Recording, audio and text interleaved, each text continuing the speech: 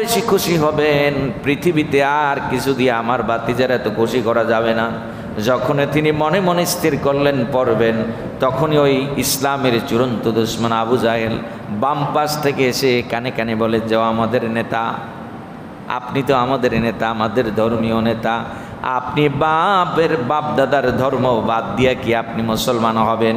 রব্বুল আলামিন একটা আয়াত নাজিল করলেন, ইন্নাকা লা তাহদি মান আহবাবতা ওয়ালাকিন্নাল্লাহা ইয়াহদি মান ইয়াশা ওয়া হুয়া আ'লামু বিল মুহতাদিন।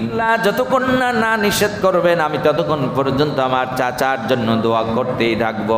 ইন দি মেন টাইমে সূরা তাওবার 114 নম্বর আয়াতের মধ্যে আল্লাহ আয়াত নাজিল করে জানাই দিলেন, মা কানা লিন্নাবিয়্যি ওয়াল্লাযীনা আমানু আইয়াস্তাগফিরু লিল মুশরিকিনা ওয়ালাউ কানু উলি কুরবা মিন বা'দি মা তাবায়্যানা লাহুম আন্নাহুম আসহাবুল জাহিম।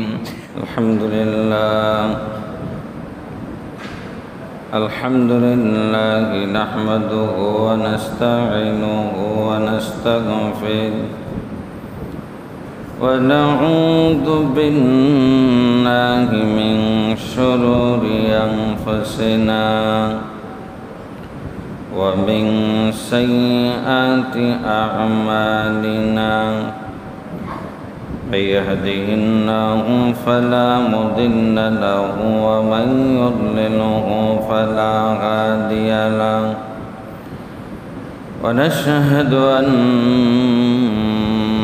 سيدنا وسندنا وحبيبنا ومولانا محمدا وداعيا إلى الله بإذنه وسراجا منيرا. فقد قال الله تعالى في كلامه المجيد والفرقانه الحميد. أعوذ بالله من الشيطان الرجيم. بسم الله الرحمن الرحيم. إن الله وملائكته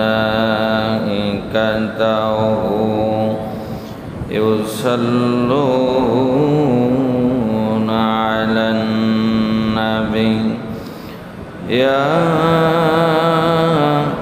أيها الذين آمنوا صلوا عليه وسلموا تسليما.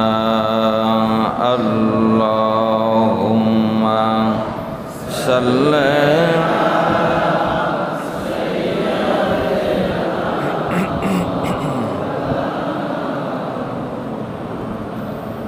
وعلى آل سيدنا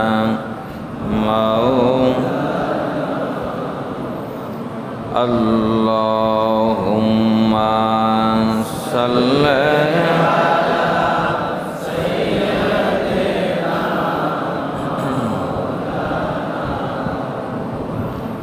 وعلى آل سيدنا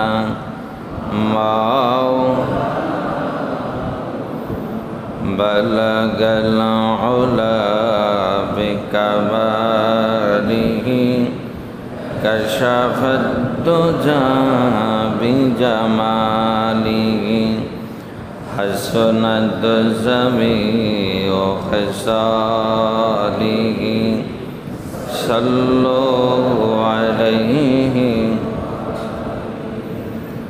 سورة يوسف بدار حکمت نو کمان ما کریے قرآن بری آئی دل شادمان ما بلغ العلا بکمالہ کشف الدجى بجماله حسنت جميع خصاله صلوا عليه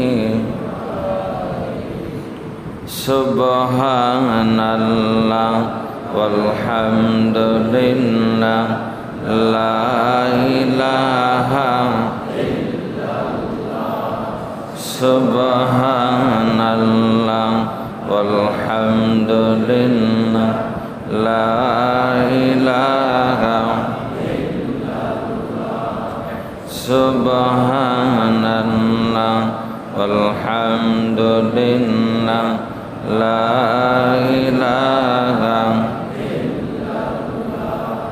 سبحان الله والحمد لله لا إله إلا الله لا إله إلا الله محمد رسول الله صلى الله عليه وسلم قال رب اشرح لي صدري ويسر لي أمري واحلل عقدة من لساني يفقهوا قولي رب زدني علما سبحانك لا علم لنا إلا ما علمتنا إنك أنت العليم الحكيم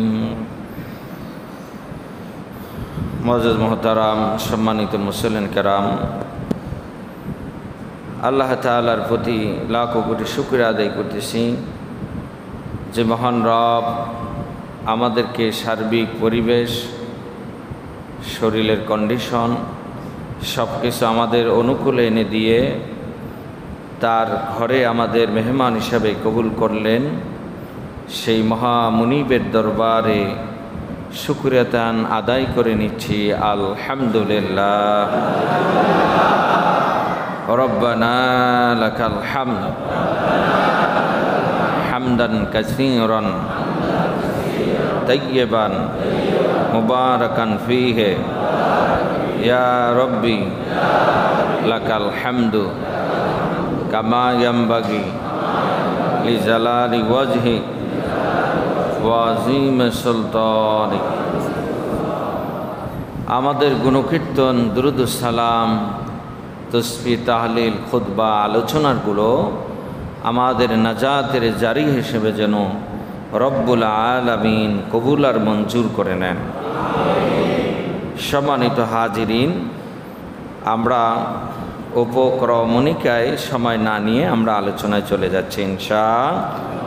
আমরা আলোচনা করতেছিলাম শিয়াবে আবু তালিব রাসূল করিম সাল্লাল্লাহু আলাইহি সাল্লাম সহ বনু হাশিম, বনু আব্দুল মুত্তালিবের দুটি কওমকে তারা যে বয়কট করেছিলেন, মনে আছে তো ইনশাআল্লাহ? এটা নবুয়তের কত বছর হয়েছিল? ৭ম বছরে। নবুয়তের কততম বছর? মক্কি জীবনের, নবুয়তি জীবনের ৭ম বছরে। কোনোভাবেই যখন ইসলামকে দাবিয়ে রাখতে পারতেছিলেন না, ইসলামী আন্দোলনকে কোনোভাবেই যখন নিস্তেজ করতে পারতেছিলেন না, তখন তারা এই সিদ্ধান্ত নিয়েছিলেন যে এই অল্প কিছু মানুষ যারা আমাদের ধর্মকে আমাদের দিনকে অসম্মান করতেছেন, তাদেরকে আমরা সামাজিক বয়কট করলাম।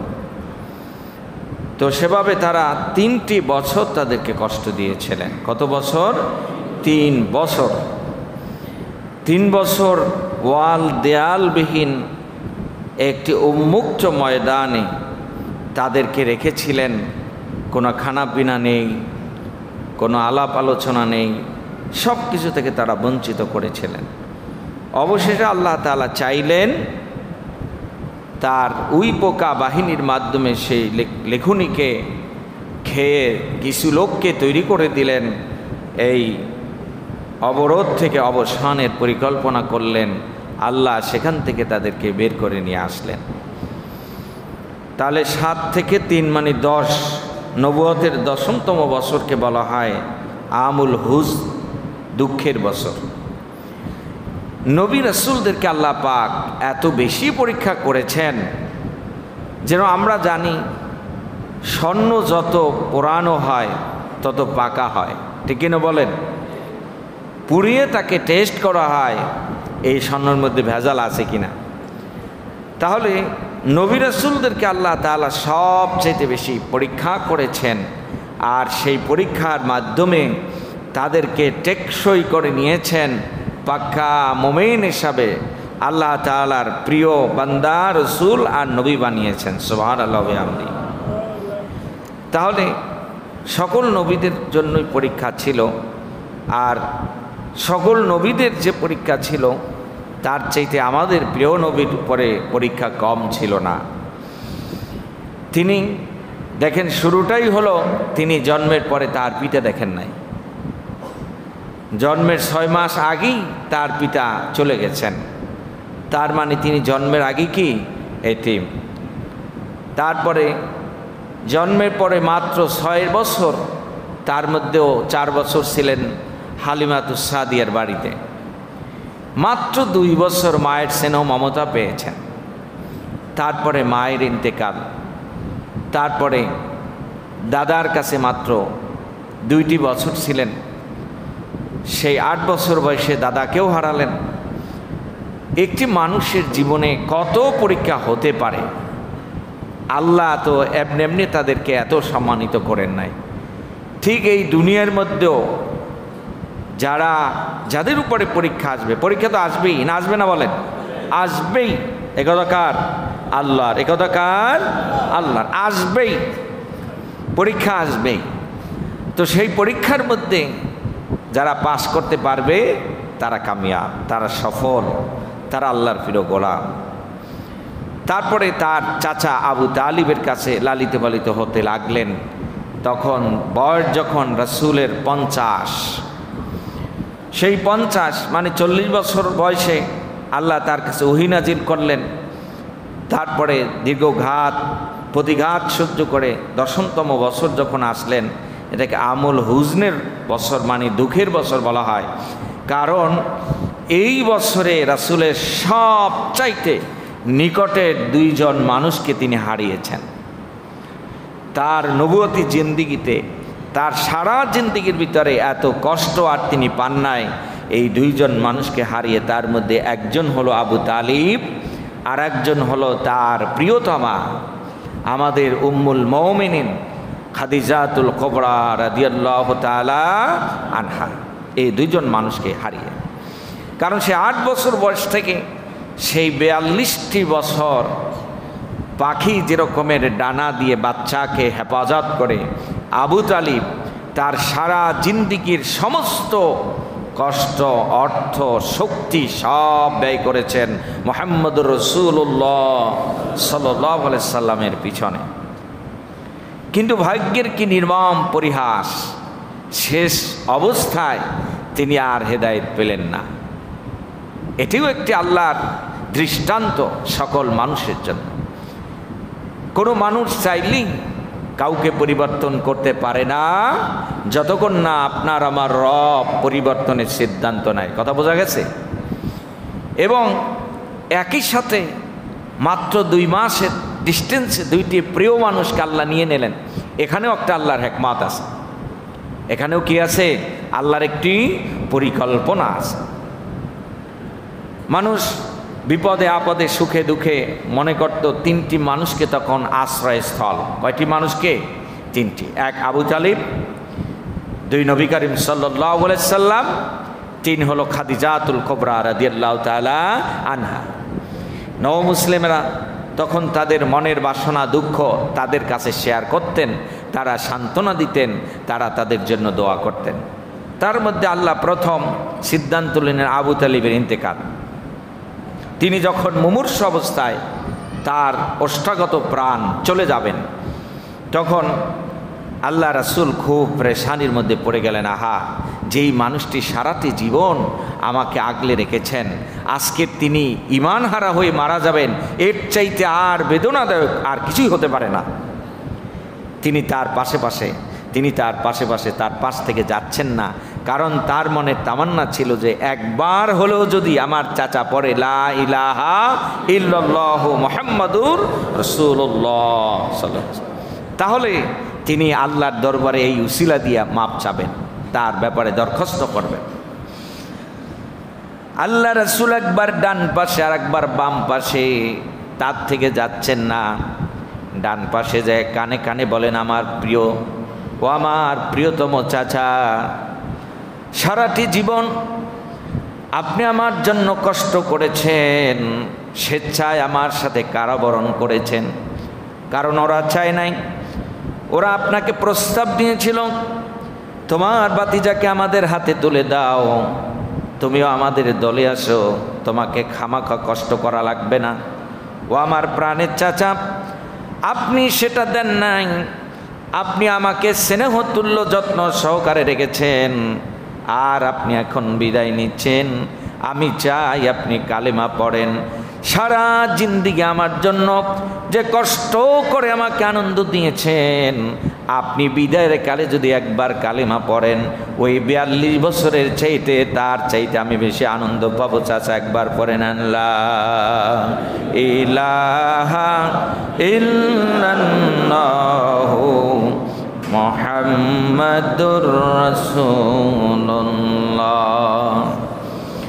যখনই তিনি চোখ মেলে তাকান, তিনি মনে মনে সিদ্ধান্ত নিলেন একবারের জন্য হলেও পড়বেন, কারণ তিনি জানেন আমার ভাতিজা আমি যদি কালেমাটা পড়ি এত বেশি খুশি হবেন, পৃথিবীতে আর কিছু দিয়ে আমার ভাতিজার এত খুশি করা যাবে না। যখন তিনি মনে মনে স্থির করলেন পড়বেন, তখনই ওই ইসলামের চূড়ান্ত দুশমন আবু জাহেল বাম পাশ থেকে এসে কানে কানে বলে, যাও আমাদের নেতা, আপনি তো আমাদের নেতা, আমাদের ধর্মীয় নেতা, আপনি বাপ দাদার ধর্ম বাদ দিয়ে কি আপনি মুসলমান হবেন? তাহলে জাতি আপনাকে বেঈমান মনে করবে, খবরদার এই কাজ করবেন না, এই কাজ আপনি করতে পারেন না। আপনি শুধু আমাদের নেতা নন, পুরো আরবদের নেতা, কুরাইশ বংশের নেতা, আপনি খানায় কাবার মতো অগ্নি, অতএব কিভাবে পারেন এই ধর্মকে আপনি বাদ দিতে? এটা সম্ভব নয়, এটা করিয়েন না, ইত্যাদি ইত্যাদি। তাকে ব্ল্যাকমেল করলো মৃত্যুর শয্যা অবস্থায়। মৃত্যুর আগ মুহূর্ত পর্যন্ত নবী করিম সাল্লাল্লাহু আলাইহি সাল্লাম তাকে ছাড়লেন না, আর আবু জাহেলও তাকে ছাড়লেন না। সর্বশেষ এই কথার উপরে আবু তালিব ইন্তেকাল করলো। আমি আমার পিতা আব্দুল মুত্তালিবের ধর্মের উপরেই থেকে ইন্তেকাল করলাম। নাউজুবিল্লাহ। নবীজি নিদারুণ কষ্ট পেলেন, আর সিদ্ধান্ত নিতে লাগলেন, আর বলতে লাগলেন, আমি আমার চাচাকে এখনো ছেড়ে যাব না রে আলী, আমি আমার চাচাকে ছেড়ে যাব না। তুমি আমার চাচাকে তাড়াতাড়ি করে গোসলের ব্যবস্থা করো, দাফনের ব্যবস্থা করো। ইন্তেকালের সাথে সাথে আলী রাদিয়াল্লাহু তাআলা আনহু আল্লাহ রাসূলের কাছে এসে বললেন, ইয়া রাসূলুল্লাহ, আপনার চাচা মুশরিকা, তিনি তো হেদায়েতপ্রাপ্ত হন নাই, কিভাবে তারে গোসল করাবো আর দাফন করব? কোনো কথা না বাড়ি আল্লাহ রাসূল আবার বললেন, আলী আমি নির্দেশ দিচ্ছি তোমাকে চাচারে গোসল করাও, চাচারে দাফনের ব্যবস্থা করো, যদিও জানাজা হয় নাই। তার মানে এই দলিলের ভিত্তিতে যদি কোনো কাফের মুশরিকও মারা যায়, আর যদি কেউ তাকে দাফন করাতে চায় করানো যাবে, কোনো সমস্যা নাই। আবার ভাইয়েরা, আলী দাফন করলেন। দাফনের পর তিনি দুহাত তুলে দোয়া করতে লাগলেন, আল্লাহ তোমার আকাশ থেকে যতক্ষণ না কোনো সিদ্ধান্ত হয় ততক্ষণ পর্যন্ত আমি দোয়া করা থেকে এক পাও নড়চড় করব না। মৃত্যুর আগ মুহূর্তে যখন খুব বেশি প্রেশানে নবীজি আহারে হাই হুতাশ করতে লাগলেন, আহারে আমার চাচা বেঈমান হয়ে মারা যাবে, তখন আল্লাহ পাক রব্বুল আলামিন একটা আয়াত নাজিল করলেন, ইন্নাকা লা তাহদি মান আহবাবতা ওয়ালাকিন্নাল্লাহা ইয়াহদি মান ইয়াশা ওয়া হুয়া আ'লামু বিল মুহতাদিন। ইন্নাকা লা তাহদি মান আহবাবতা, ও নবী তুমি যাকে ভালোবাসো তুমি কি মনে করেছো তুমি চাইলেই সে হেদায়েত প্রাপ্ত হবে? আল্লাহু আকবার। কিভাবে আল্লাহ তাআলা বলতেছেন, আমাদেরকে বুঝাচ্ছেন, নবী মান আহবাবতা, সে তো তোমার ভালোবাসার মানুষ আমি জানি। ইন্নাকা লা তাহদি, কখনো সে হেদায়েত প্রাপ্ত হবে না। ওয়ালাকিন্নাল্লাহা ইয়াহদি মান ইয়াশা, আমি আল্লাহ যতক্ষণ না সিদ্ধান্ত নেব, আমি আল্লাহ যতক্ষণ না পছন্দ করব সে হেদায়েত প্রাপ্ত হওয়ার, ততক্ষণ পর্যন্ত কেউ হেদায়েত পারবে না, তুমি চাইলেও পারবে না। আল্লাহু আকবার। তার মানে এই কথা দিয়ে আল্লাহ তাআলা অন্ধ আনুগত্যকে পরিহার করার ইঙ্গিত দিয়েছেন। নবীজিও বলেছেন, ও আমার সাহাবারা তোমরা শুনে নাও, আমার ওফাতের পর তোমরা আমার রওজাকে মাজার বানাইও না, সেজদার জায়গা বানাইও না, আমাকে কেউ সেজদা করতে আসবে না। কারণ তোমাদের পূর্বে নবীর উম্মতেরা ধ্বংস হওয়ার একমাত্র কারণ হলো তারা তাদের নবীকে আল্লাহর পুত্র বানিয়েছিল, তারা তাদের নবীকে আল্লাহর সমকক্ষ বানাই সেজদা করত, যার কারণে কম ধ্বংস হয়ে গেছে। তোমরা খবরদার আমাকে আমার জায়গায় রাখবে আর আল্লাহকে আল্লাহর জায়গায় রাখবে, কাউকে কারো সমকক্ষ করে ধ্বংস হয়ে যেও না। আল্লাহু আকবার। যার সম্মান সে জায়গায় থাকবে, যার ইজ্জত সে জায়গায় থাকবে। সম্মানের মাপকাঠি যদি আমরা না বুঝি তাহলে তো বড় সমস্যা, ঠিক কিনা বলেন? পৃথিবীতে আকাশ আর জমিনে সবচেয়ে সম্মান, তাজিম, ইজ্জত পাওয়ার একমাত্র ওয়া ইলাহুকুম ইলাহু ওয়াহিদ লা ইলাহা ইল্লা হুয়ার রহমানুর রহিম। সুবহানাল্লাহ বলতে মনে চায় না? এরপরে আমরা যাকে সম্মান করব, যাকে তাজিম করব, যাকে ইজ্জত করব তিনি মুহাম্মদুর রাসূলুল্লাহ সাল্লাল্লাহু আলাইহি সাল্লাম। সব জাতির কাছে এখন কেউ যদি নবীকে আল্লাহর চাইতে বেশি সম্মান করতে যায় তার ঈমান থাকবে না। ঈমান থাকবে বলেন? এজন্য আল্লাহর নবী এই ব্যাপারে বারবার সতর্ক করেছেন। আর এখানেও আল্লাহ তাআলা বললেন ওয়া হুয়া আ'লামু বিল মুহতাদিন, ও নবী আমি জানি কে হেদায়েত প্রাপ্ত হবে আর কে হেদায়েত প্রাপ্ত হবে না। আমি না জানা পর্যন্ত নবী তুমিও বলতে পারো না কে হেদায়েত প্রাপ্ত পাবে আর পাবে না। এই কথা সিদ্ধান্ত নেবে কে? এই আয়াত নাজিলের পর আল্লাহর নবী তখন আর তাকে কালিমার দাওয়াত দিলেন না, পিরাপিরি করলেন না, কিন্তু তার মন তত কোনো সান্ত্বনা হলেন না, ঠান্ডা হলেন না, কারণ তো তিনি তার প্রিয়তম। তিনি একটু দূরে গিয়ে বসে রইলেন আর তিনি অপেক্ষা করতে লাগলেন হেদায়েতের। না জানি একজন এসে বলল, ইয়া রাসূলুল্লাহ আবু তালিব কালেমা পড়েছে। অপেক্ষা করতে লাগলেন, না জানি কালেমা পড়েছে। কিন্তু আলী এসে যখন খবর দিলেন, ইয়া রাসূলুল্লাহ আপনার চাচা আবু তালেব মোর্শেক অবস্থায় ইন্তেকাল করেছেন, কয় তার দাফন কাফনের ব্যবস্থা করো। দাফন কাফন হয়ে গেল। এরপরে তিনি সিদ্ধান্ত নিলেন আল্লাহ যতক্ষণ না নিষেধ করবেন আমি ততক্ষণ পর্যন্ত আমার চাচার জন্য দোয়া করতেই থাকবো। ইন দি মেন টাইমে সূরা তাওবার 114 নম্বর আয়াতের মধ্যে আল্লাহ আয়াত নাজিল করে জানাই দিলেন, মা কানা লিন্নাবিয়্যি ওয়াল্লাযীনা আমানু আইয়াস্তাগফিরু লিল মুশরিকিনা ওয়ালাউ কানু উলি কুরবা মিন বা'দি মা তাবায়্যানা লাহুম আন্নাহুম আসহাবুল জাহিম। আল্লাহ তাআলা বললেন, মা কানা লিন্নাবী, কোন নবীর জন্য শোভনীয় নয়, কোন নবীদের জন্য উচিত নয় আমাল্লাযীনা আমানু, আর কোন মুমিনদের জন্য উচিত নয় আইয়াস্তাগফিরু, ক্ষমা প্রার্থনা করা, লিল মুশরিকিন, কোন মুশরিকদের জন্য, কোন নবীর জন্য নয়, কোন রাসূলের জন্য নয়, আর কোন ইমানদারদের জন্য নয়। কোন লিল মুশরিকিনা ইয়াস্তাগফির, কোন মুশরিকদের জন্য মাগফিরাত কামনা করা, এটা মোটেই শোভনীয় নয়। হুকুম করলেন কে? যদিও ওয়ালাউ কানু, যদিও উলি কুরবা, ওই মুশরিক নিজের নিকটতম ব্যক্তি হয়, নিজের আত্মীয় হয়, নিজের একান্ত কাছের মাও হয়, বাবাও হয়, যদি ওই ব্যক্তি মুশরিক হয়, কাফের হয়, মিন বাদি মা তাবায়্যানা লাহুম আন্নাহুম আসহাবুল জাহিম, আর সে যদি জানে মুশরিক চিরদিনের জন্য জাহান্নামী, কাফের মুশরিক কি চিরদিনের জন্য, এ কথা যদি সে জানে, তাকে ইতিপূর্বে জানাই দেওয়া হয়, তাহলে কঠিন কালেও তার জন্য তওবা করে কোনো লাভ নেই। আব্দুল্লাহ ইবনে উবাই, নাম শুনছেন না এই ব্যক্তির? এ নামটা শুনেছেন? এই মানুষটি কি ছিল? কি ছিল? মুনাফিকদের সর্দার। কি ছিল বলেন তো? মুনাফিকদের সর্দার। শুধু মুনাফিক না, সকল মুনাফিকদের কি ছিল? নেতা ছিল। এ আব্দুল্লাহ ইবনে উবাই নবীজির পিছনে নামাজও পড়তেন, কোরআন তেলাওয়াতও করতেন, তিনি দাড়িও রেখেছিলেন, পাগড়িও পরতেন, যাকাতও দিতেন, হজও করতেন। সব কাজগুলো করার পরে তিনি মুনাফিকদের সর্দার ছিল। পিছনে নামাজ পড়ে আবার যায়া মুসল্লিদের সাথে গ্রুপিং কইরা ইমামের সমালোচনা করে, এরকম লোক আছে না নাই? আছে না নাই? তাহলে এরা হলো টাটকা মুনাফিক। কি বলেন?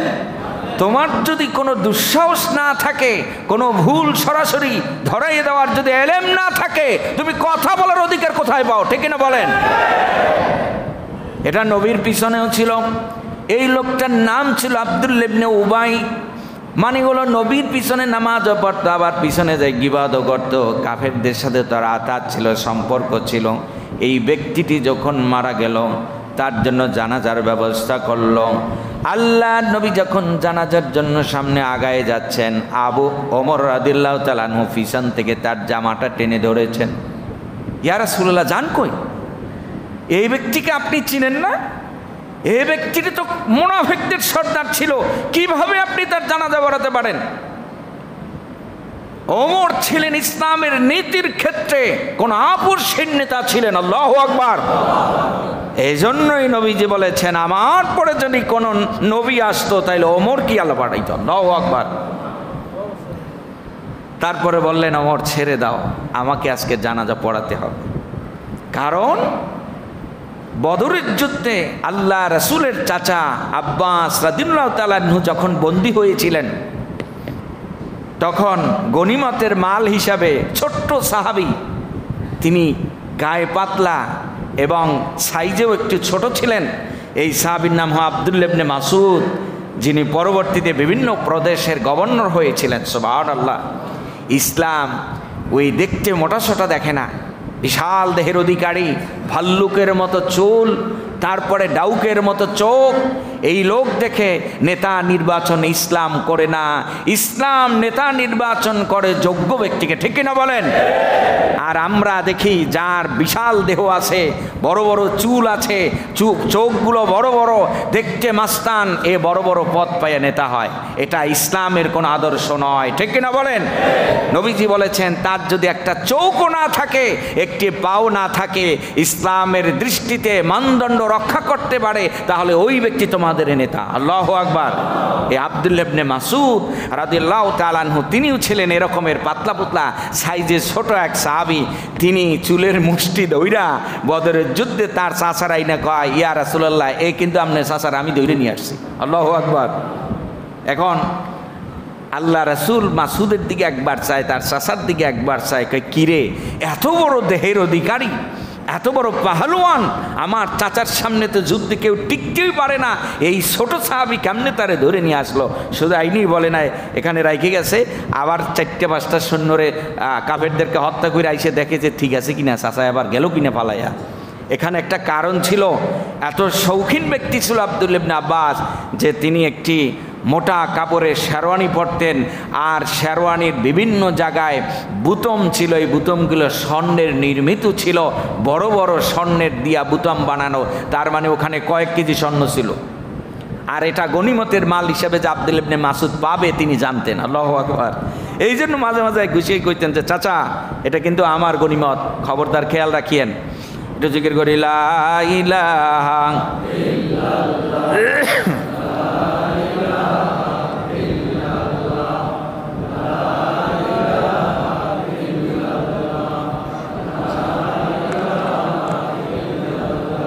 লা ইলাহা ইল্লাল্লাহ লা ইলাহা লা ইলাহা ইল্লাল্লাহ মুহাম্মাদুর রাসূলুল্লাহ সাল্লাল্লাহু। তাহলে এই জামাটা তখন খুলে নিলেন রাসূল আকরাম সাল্লাল্লাহু আলাইহি সাল্লাম এবং এটা মাসুদকে বুঝাই দিলেন। বুঝাই তখনও দিলেন না, দিতে যাবেন তখনই আব্বাস রাদিয়াল্লাহু তাআলা আনহার ঘোর আপত্তি শুরু হয়ে গেল। ইয়া রাসূলুল্লাহ, এই পিচ্চি সাহাবী আমাকে ধরে নাই। তাহলে কে ধরছে? কয় তুমি আরো সাহাবীদেরকে নিয়ে আসো। সব এক এক করে সাহাবী তার সামনে পেশ করা হলো। কয় না, এ ধরে নাই, না এতে কারো চেহারা তার আসতেছে না যে মানুষটি ধরেছেন। ইন দি মিন টাইমে জিবরাইল সাল্লাম এসে বলো, ইয়া রাসূলুল্লাহ, সে তো খুঁজে পাবে না, ওরে তো আমি নিজে ধরেছিলাম। আল্লাহু আকবার। আমি তার চুলের মুটকি ধরেছিলাম আর তার শরীরকে অবশ করে দিয়েছিলাম, আর আব্দুল্লাহ ইবনে মাসুদ শুধু কলারটা ধরে আপনার কাছে নিয়ে আসছিল। আল্লাহু আকবার। এই যুদ্ধে আল্লাহ তাআলা নিজে সরাসরি ফেরেশতা দিয়ে সাহায্য করেছিলেন, তার ফেরেশতাদের সেনাপতি হয়ে এসেছিলেন খোদ জিবরাইল আলাইহিস সালাতু ওয়াস সালাম। আজও পর্যন্ত এই ময়দানে দ্বীনের জন্য যে মুজাহিদরা লড়াই করে তাদের সংখ্যা কম হলেও আমাদের দৃষ্টির অগোচরে আল্লাহর রহমতের ফেরেশতারা সহযোগিতা করে, ঠিক কিনা? ওই ঈমান যার আছে সেই সহযোগিতা পাবে সর্ব অবস্থার জন্য ইনশাআল্লাহ। এরপরে এখন ঠিক আছে, জামাটা খুলে দিলেন আব্দুল্লাহ ইবনে মাসুদকে। এইবার তখন তিনি খালি গায়ে, এটা দেখতে বড় বেমানান। এরপরে আল্লাহ রাসূল বললেন, কে আসো আমার চাচাকে একটা জামা দিবে? কারণ তিনি কাবের হলেও তো রাসূলের চাচা, আর বন্দীদের সাথে সৎ আচরণ করা এটা হল ইসলামের নীতি।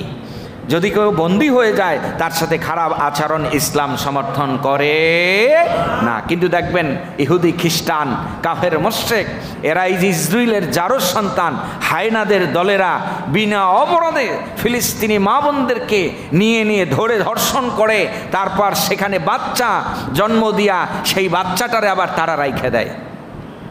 কত বড় নিকৃষ্টতম ইতিহাস এই ইহুদির ঘরের ইহুদিরা ইসরায়েল স্থাপন করতেছে, তা আমরা অনেকেই জানি না, কারণ সে দেশের কোনো রিপোর্ট আমরা পাচ্ছি না। আল জাজিরার সে একটু কিছু রিপোর্ট ডকুমেন্ট আমরা পেতাম, সেটাকেও প্রচার করা তারা বন্ধ করে দিয়েছে।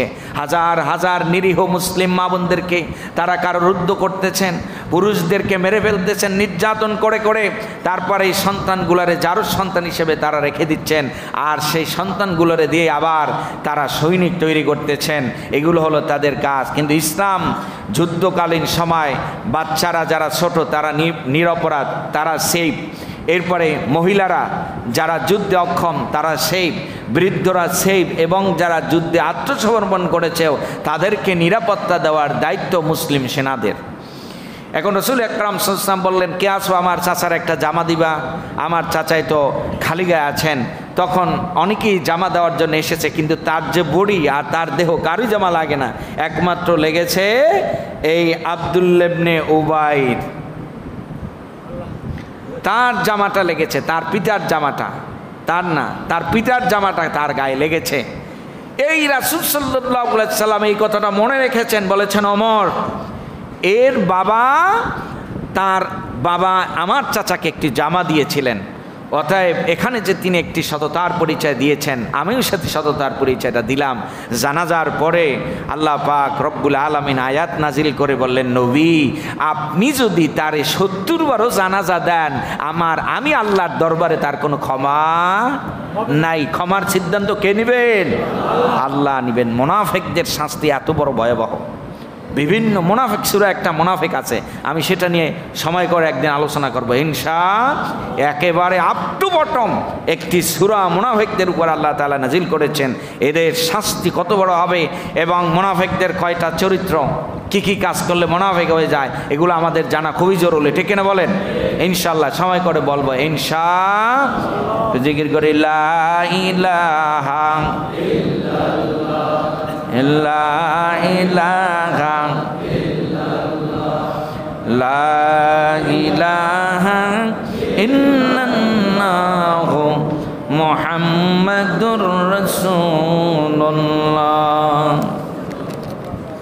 আবু তালিব ইন্তেকাল করলেন, আল্লাহ নাজিল করলেন আয়াত দোয়া করা যাবে না, দোয়া বন্ধ হয়ে গেল। আল্লাহ নবী যখন মেরাজে গিয়েছিলেন তখন আবু তালিবের সামনে তাকে নেওয়া হলো। দেখা গেল আবু তালিবের পায়ের নিচে আল্লাহ এক জোড়া জুতা পরাই দিয়েছেন। বুখারী শরীফে হাদিস এসেছে, আগুনের জুতা। কিসের জুতা? আগুনের জুতা। এই আগুনের উত্তপ্ত তাপে পায়ের তলদেশ থেকে আগুনের তাপ এত গতিতে উঠতেছিল যে মাথার ঘিলু টকবক টকবক করে ফুটে ফুটে চতুর্দিকে পড়তেছিল। এবারে ভাতিজার সাথে দেখা হয়ে গেল। ভাতিজা, ওই দিন যদি তোমার কথায় আমি কথা মিলায় তোমার সন্তুষ্টের জন্য হলে একবার পরে নিতাম, আর আজকের আমার এই দুর্ভোগের শিকার হতে হতো না। ও চাচা, আপনাকে কি আল্লাহ কোনোভাবে রোগসুদ দেয়? কয় হ্যাঁ, আমাকে রোগসুদ দেয়। তুমি যেদিন জন্ম নিয়েছিলে আর তোমার জন্মের সুসংবাদ পেয়ে আমার দাসী সুয়াইবাকে যখন আমি শাহাদাতের আঙ্গুলি দেখায়া তাকে আজাদ করে দিয়েছিলাম, এই কারণে আল্লাহ পাক রব্বুল আলামিন যেদিন সোমবার আসে এই শাহাদাতের আঙ্গুল চুবায়া হাউজে কাউসার থেকে এক ফোঁটা পানি ওই দিন আমারে পান করায়। এখন আল্লাহ পাক রব্বুল আলামিনের উপরে ঈমান নাই না, যতই ভালো কাজ করা হোক এই ভালো কাজের দাম আল্লাহর কাছে কোনো অংশতেই থাকবে না। এই অবস্থায় আল্লাহ রাসূল নিদারুণ কষ্ট পেলেন। আল্লাহর সিদ্ধান্তকে অবশ্যই মানতে হবে। তার 2 মাসের মাথায় তার সবচেয়ে আরেকজন কাছের মানুষ খাদিজাতুল কুবরা রাদিয়াল্লাহু তাআলা আনহা তিনিও ইন্তেকাল করলেন। ইন্তেকালের সময় খাদিজা রাদিয়াল্লাহু তাআলা আনহা আল্লাহ রাসূলকে ডাকলেন, কাছে ডাকলেন আর বললেন, আপনার কাছে আমার কিছু দাবি দেওয়া আছে। তো মৃত্যুর সময় অনেকে অনেক দাবি করে। খাদিজা রাদিয়াল্লাহু তাআলা আনহা বললেন, আমি তো আপনার ওই রকমের খেদমত করতে পারি নাই। 1 নম্বর দাবি, আমি যদি আমার টোটাল সাংসারিক জিন্দিগিতে আপনার সাথে কোনো বেয়াদবি করি আল্লাহর রাস্তায় মাফ করে দিবেন। কোনো কোনো স্ত্রীরা স্বামী মারা গেলে আবার খুশিও হয়, হয় কি হয় না? আছে আছে, এরকমের আছে। এরপরে বললেন যে আমি যদি মারা যাই আপনার গায়ের জামাটা আমারে পরাই দেবেন। আশা করি আপনার এই জামার বরকতে কবরের মাটি আমার সাথে বেয়াদবি করবে না, আর আমার কবলে রাখার পরে আপনি সুয়ালের জবাবের ব্যবস্থাটা করে দিবেন। এই কথাগুলো বলে তিনি আস্তে করে চক্ষু বন্ধ করলেন কালিমা পড়তে পড়তে। জানাজা হয়ে গেল, সবাই চলে যাচ্ছেন, তিনি দাঁড়ায় আছেন, যাচ্ছেন না, তার কবরে সুয়ালের জব করে দিবেন। সবাই চলে যাচ্ছে, তিনি যাচ্ছেন না। জিবরাইল আলাইহিস সালাম এসে গেলেন, ইয়া রাসূলুল্লাহ আপনি দাঁড়ায় আছেন কেন? আমি সুয়ালের জবাব দেওয়ার জন্য দাঁড়ায় আছি। আর আল্লাহ রাসূল তো কবরে দেখতেন, আয়নার মতো দেখা যেত, আল্লাহ তাকে দেখাই দিত। বলতেছেন আল্লাহ পাক আপনাকে সালাম করেছেন আর বলেছেন কবরের সুয়ালের জবাব খাদিজার জন্য দেওয়াটা আমি আল্লাহর জন্য জরুরি হয়ে গেছে। আল্লাহু আকবার। ইয়া রাসূলুল্লাহ আপনার কষ্ট করার প্রয়োজন নাই, এটার দায়িত্ব আল্লাহই নিজে নিয়ে নিয়েছেন। আল্লাহু আকবার। তার রাসূলের সাথে মহব্বত সুসম্পর্কের ফসল হলো এটা। এই 2 জন প্রিয় ব্যক্তির নিদারুণ কষ্টে তিনি মাঝে মাঝে বসে থাকতেন একা। হঠাৎ করে তিনি চিন্তা করলেন, তাহলে আমি আমার এলাকা থেকে একটু দূরে যাই। তার বাল্যক পুত্র যায়েদ ইবনে হারেসাকে নিয়ে তায়েফে গেলেন। তায়েফ মক্কা থেকে 90 কিলোমিটার দূরত্ব, খুব আঁকাবাঁকা পাথরের পাহাড়, কংক্রিটের পাহাড়ের উপরে অত্যন্ত উঁচু একটি পাহাড় এলাকা বেষ্টিত তায়েফ নগর। যারা গিয়েছেন তারা তায়েফের সম্বন্ধে খুব ভালো জানেন। এখানে গিয়ে গিয়ে তিনি দাঁড়ে দাঁড়ে মানুষের দাওয়াত দিতে লাগলেন, কালেমার দাওয়াত। কিসের দাওয়াত? লা ইলাহা। আর এখনো আমাদের হুজুররাও দাওয়াত দেয়, দেয় কি দেয় না? দাওয়াত দেয় না? কত 50,000 টাকা না দিলে অনেকে যায় না, এরকম হুজুর আছে না নাই? এই হুজুর দাওয়াত দিয়েন না, কোনো লাভ নাই। রাসূলেরা নবীরা দাওয়াত দিয়েছেন, মার খেয়েছেন, রক্তাক্ত হয়েছেন, গড় ছেড়েছেন, জেল খেটেছেন, 1 টাকা হাদিয়া নেয় নাই। নিয়েছেন কিনা বলেন? কন্ট্যাক্ট করে নাই। হ্যাঁ, হাদিয়ে তো পাত নেওয়া নবীও নিয়েছেন, জায়েজও আছে কেউ খুশি হয়ে কোনো কিছু হাদিয়ে দিলে। এখন আমরা যদি নির্ধারণ করে দেই আমি এখানে গেলে 1 লাখ টাকা দিতে হবে, নাইলে আমাকে হেলিকপ্টারে করে নিতে হবে, 50,000 টাকার নিচে দেওয়া যাবে না, এটা কোনো আলেমের কথা হতে পারে না। আর এর বিনিময় ওই ব্যক্তি মনে হয় আখেরাতে কিছুই পাবে না। পাবে বলেন? কিছুই পাবে না। অতএব যারা কন্ট্যাক্টের বক্তা দাওয়াত দেন তারাও ভুলের মধ্যে আছেন, আর যারা কন্ট্যাক্ট করতে বয়ান করতে যায় তারাও সম্পূর্ণ জাহিলিয়াতের মধ্যে আছে। ঠিক কিনা বলেন? তোমাকে কে বলেছে দূরে যায় বয়ান করতে? তুমি তোমার এলাকায় দাওয়াত দাও। যদি কেউ তোমাকে ইনভাইট করে আর কর্তৃপক্ষ যদি তোমাকে খুশি একটা হাদিয়া দেয় সেটা সম্পূর্ণ নেওয়া জায়েজ। তার মানে তুমি প্রেশার কিট করে কি একটা বিজনেস, স্টেজ ওঠার আগেই অ্যাকাউন্টের মধ্যে জমা করে দিতে হবে টাকা। একটি কর্তৃপক্ষ একটি প্রোগ্রাম করতে দিনকে দিন, রাতকে রাত, সপ্তাহের পর সপ্তাহ অক্লান্ত পরিশ্রম করে প্যান্ডেল করা, খাবার দাবার ইত্যাদি কত ব্যবস্থা করে, আর তুমি যাইও তো তোমার অ্যাকাউন্টে আগে 50,000 টাকা জমা করতে দিতে হবে। তুমি তো জুলুম, তুমি তো জালিম করতেছো তাদের উপরে। ঠিক না বলেন? তবে এই কাজ থেকে সচেতন হতে হবে, নাইলে আপনাদের কি দিয়ে আল্লাহ জাহান্নাম উদ্বোধন করবে। ঠিক না বলেন? এই আলেমরা থাকবে সবচেয়ে সম্মানিত স্থান, আল্লাহ তাদেরকে জান্নাতের সবচেয়ে বড় মর্যাদা দেবেন, আবার তাদের কৃত্য কর্মের ফসল হিসাবে আবার তাদেরকে দিয়েই আল্লাহ জাহান্নাম উদ্বোধন করবেন। আল্লাহ তাআলা সকলকে হেদায়েতে তৈয়্যিবা দান করুক, বলেন আমিন। নবীজি 2 মাস দাওয়াত দিলেন, তায়েফের ঘরে ঘরে ঘরে ঘরে সব জায়গায় পৌঁছে দিতে চাইলেন। কিন্তু তদানীন্তনকালে টোটাল আরবের মধ্যে স্বাচ্ছন্দ্যবোধের অধিকারী ছিল তায়েফবাসীরা। তাদের শস্য শ্যামল, ফসল ফলাদি, তাদের অর্থ সম্পদ, ঘর বাড়ি খুব সুন্দর ছিল, যার কারণে তারা এই সব কথাকে তোয়াক্কা করত না। দেখবেন যে যেই দেশের যেই অঞ্চলের মানুষগুলো খুব বেশি সুখী তারা বেশিরভাগ নাস্তিক টাইপের হয়। কিসের হয় বলেন তো? তারা ধর্মকর্ম এগুলো মানতে চায় না, এগুলো তাদের কাছে একটি বোঝা মনে হয়, অতিরিক্ত একটি ব্যাপার মনে হয়। তারা মোটামুটি সুখে স্বাচ্ছন্দ্য বোধ করবে, খাবে দাবে, ঘুরবে ফিরবে, যারে মনে চায় তারে ধরবে, যারে মনে চায় তারে মারবে, এই কাজেই তারা আনন্দ বোধ করে। এটা যুগে যুগেই ছিল। এই জন্য আল্লাহ তাআলা বলেছেন যারা জাহান্নামে খুব বেশি যাবে তারা দুনিয়ায় খুব সুখী ছিল, তারা দুনিয়ায় খুব বিলাসিতা করত, তাদেরকে আল্লাহ খুব আরাম আয়েশ দিয়েছিল, যার কারণেই তারা আল্লাহকে মানত না। এই মানুষগুলা রাসূলের কথাকে তো শোনেই নাই, দাওয়াত তো গ্রহণ করেই নাই, উল্টো কিছু দুষ্ট লোকদেরকে নিয়োগ করলেন রাসূলকে অত্যাচার করার জন্য। রাসূলকে গালাগালি শুরু করে দিল। প্রথমে যত অসভ্য ভাষা আছে, রাসূল একটা লম্বা দোয়া করেছেন এই আঘাতের পরে। এই দোয়ার মধ্যে সব কথাগুলো তিনি আল্লাহর দরবারে বলেছেন। অসভ্য ভাষায় গালাগালি করলেন, তারপরে পাথর মারতে লাগলেন। আল্লাহ রাসূল ডান দিকে পড়ে যায়, আবার বাম দিকে পড়ে যায়, দাঁড়াতে পারে না।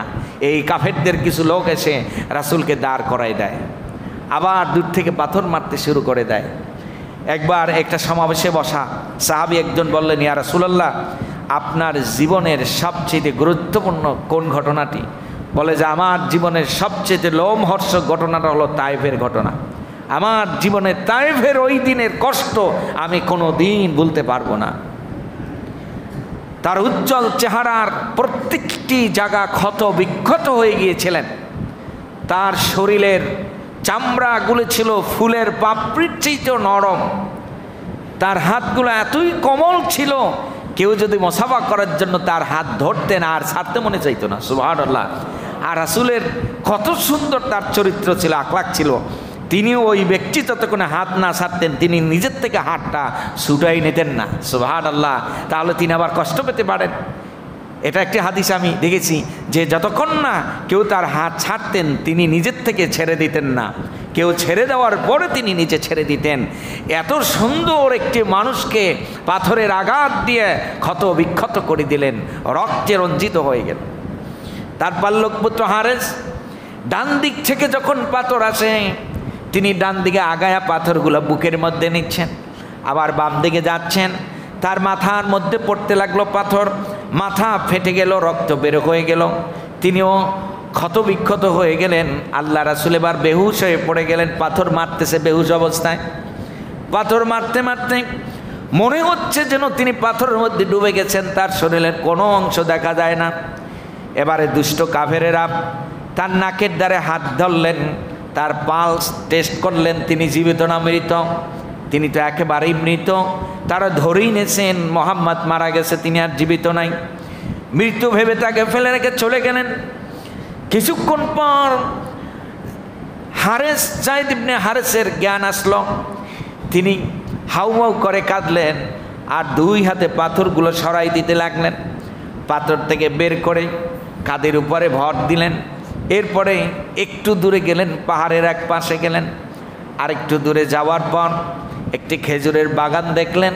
ওই খেজুরের বাগানটা হলো উতবা আর সায়েবা, দুইজন ইম্পর্টেন্ট কাফেরের খেজুরের বাগানে তারা প্রবেশ করলেন। আল্লাহ রাসূল বললেন, যায় তাড়াতাড়ি করে পানি আনো, অজুর পানি আনো, আমি অজু করব, নামাজ আদায় করব। পানি আনলেন। অজু করার জন্য যখন জুতা মোবারক খুলবেন, শরীর থেকে রক্ত গড়ে গড়ে জুতা মোবারকের মধ্যে জমা হয়ে গেলেন, জুতার সাথে পা বন্ধ হয়ে গেলেন। টান মেরে জুতা খুললেন, অজু করলেন, নামাজ পড়লেন।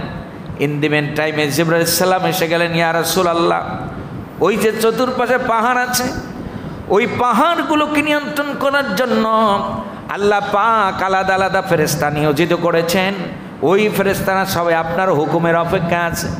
আপনি যদি একবার হুকুম করেন, আল্লাহর হুকুমে ওই পাহাড় নিয়ন্ত্রণকারী ফেরেশতারা পাহাড়টাকে জাগায়া উল্টায়া ওই তায়েববাসীদেরকে মাটির সাথে মিশিয়ে দিবে। ইয়া রাসূলুল্লাহ, শুধু একটা বারের জন্য বলেন, সবাই আপনার হুকুমের অপেক্ষায় আছেন। আল্লাহ রাসূল তখন দোয়া করলেন, একটা লম্বা দোয়া। দোয়ার মধ্যে সব অভিযোগ আল্লাহর কাছে দিলেন আর আল্লাহর কাছে বললেন, রব্বুল আলামিন, আমাকে তারা মেরেছে না বুঝে, তারা তো বুঝে নাই, তারা ইসলাম বুঝে নাই, দিন বুঝে নাই, আর আমি মারও খেয়েছি ইসলামের স্বার্থে। সুবহানাল্লাহ বলেন। ওগো রব্বুল আলামিন, দিন কায়েমের জন্য, আপনার দিন প্রতিষ্ঠার আমি বাস্তবায়ন করার জন্য আমি ময়দানে নেমেছি, আর দিনের জন্য আমি মার খেয়েছি। আমার ব্যক্তি কোনো রেশ নাই, ব্যক্তি কোনো শত্রুতা নাই, ব্যক্তিত্ব কোনো আমার শত্রুতা তাদের উপরে নাই। আল্লাহ, আমি আপনার দরবারে দোয়া করি, এই লোকগুলা যদি হেদায়েত পায়, আল্লাহ আপনি হেদায়েত করেন, তাদের উপরে হেদায়েতের বাণী নাজিল করেন। আমি আমার থেকে তাদের সবাইকে মাফ করে দিলাম, কারণ আমাকে আপনি তো ওয়ামা আরসালনাকা ইল্লা রাহমাতান লিল আলামিন, আমাকে তো রহমত হিসেবে নাজিল করেছেন, অতএব আমি কারো কোনো গজবের কারণ হতে চাই না। আল্লাহু আকবার। এই অবস্থায় তিনি দোয়া করলেন, জিবরাইল সালাম চলে গেলেন। উতবা আর সায়েবা দেখতেছেন দুটি মানুষ খেজুর গাছের পাশে আহত অবস্থা আছেন। তারা দেখে চিনে ফেললেন, তাদের মধ্যে একটা দরদ আসলো। যদিও কাফের নবীকে কষ্ট দিত, তারপরে এই রক্তাক্ত আহত অবস্থায় দেখে তাদের মধ্যে দরদ আসলো। তার একজন দাসকে বললেন, ওই দাসের নাম সাদ্দাত, সাদ্দাতকে বললেন, যাও তুমি তাদের কাছে যাও, আর কিছু মিষ্টি আঙ্গুর আর কিছু খেজুর নিয়া তার থেকে জুস করো, আর এই আহত লোক দুইটাকে যায়া তোমরা আপ্যায়ন করো। এই সাদ্দাত তিনি জুস করলেন, আঙ্গুরের আর খেজুরের দুইটা পেয়ালা নিয়ে তাদের কাছে গেলেন। আর আল্লাহ রাসূল খাওয়ার শুরুতে বললেন, বিসমিল্লাহির রহমানির রহিম। এই কথা বলার সাথে সাথে সাদ্দাত বললেন, আশ্চর্য তো, আমার জিন্দিগিতে তো আমি কখনো এত সুন্দর বাণী পড়ে কেউ খাবার খায় আমি সেটা জানি না। আপনি কি বললেন, আবার একটু শোনান, এটা কার নাম, এটা কোন রবের নাম?